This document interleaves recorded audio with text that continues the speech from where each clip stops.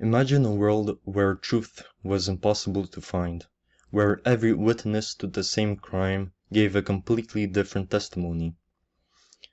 This phenomenon is present in storytelling, in psychology, and in law.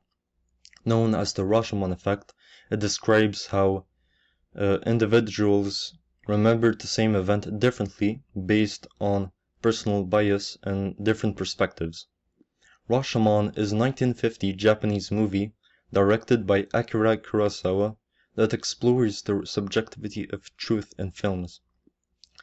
As it is a detective story, the plot consists of uncovering the truth with the help of evidence and finding the culprit, in this case the mysterious death of the samurai.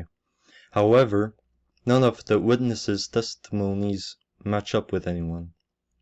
So can we really be sure that anything happened when relying on witness testimonies and not empirical evidence? The idea of not being able to trust anyone can make it hard for people to place themselves in lives. But for others, as we see in Rashomon, entertainment is more important, and truth doesn't play much of a role in the game of life. The movie Rashomon illustrates exactly why human testimonies alone isn't enough, and how bias, emotion, and perspective distort the truth. The first element in Rashomon that indicates the relativity of truth is the narrative structure of the film. There are three main parts of the film: the opening, the interrogation, and the closing. As this detective story, the interrogation is about the death of the samurai. We listen to four testimonies: the bandits, the women's, and the samurai's ghosts, and finally the woodcutters. When every character describes their point of view, we see the same event.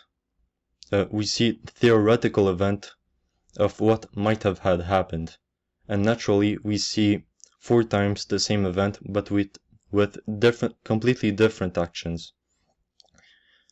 This movie technique confronts with our idea that if we see it, it must be true.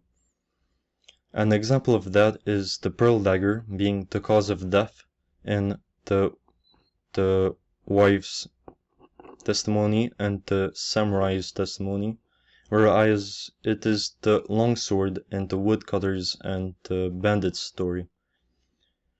Locations in film also play an important role. At the beginning, the three villagers stay under the Rashomon gate to shield them from the rain. They casually discuss the nature of the crime, not necessarily adhering to the truth. We can make a parallel with Plato's allegory of the cavern, where it is said that ignorant people would prefer to stay in the comfort of lies in the cave rather than the uncomfortable truth of the outside world. In this case, the Rashomon gate is a place of comfort, and they stay there rather than go out and see some empirical evidence for themselves. The second element in Rashomon that indicates the subjectivity of truth is the character's distorted perception of truth.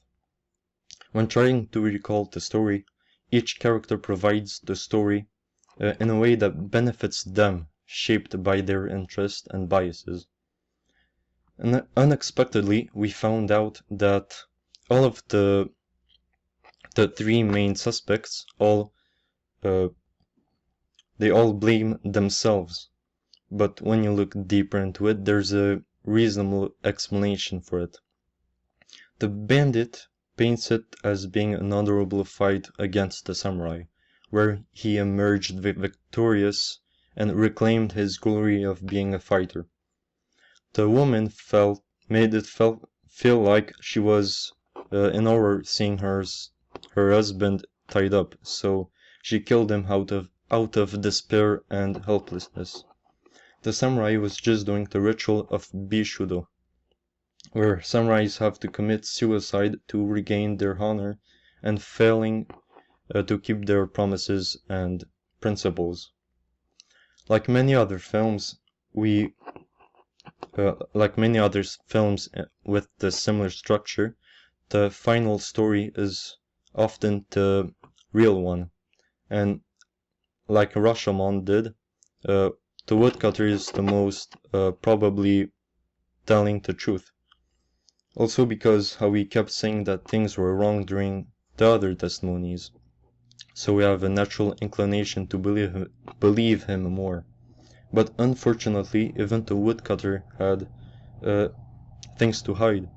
We find out at the end that he probably stole the pearl dagger to make some money. So naturally, he would try to hide the evidence, trying not to confess of his theft. So he had to change up his story a bit. This really shows how lying is almost always more advantageous than telling the truth in the right scenario.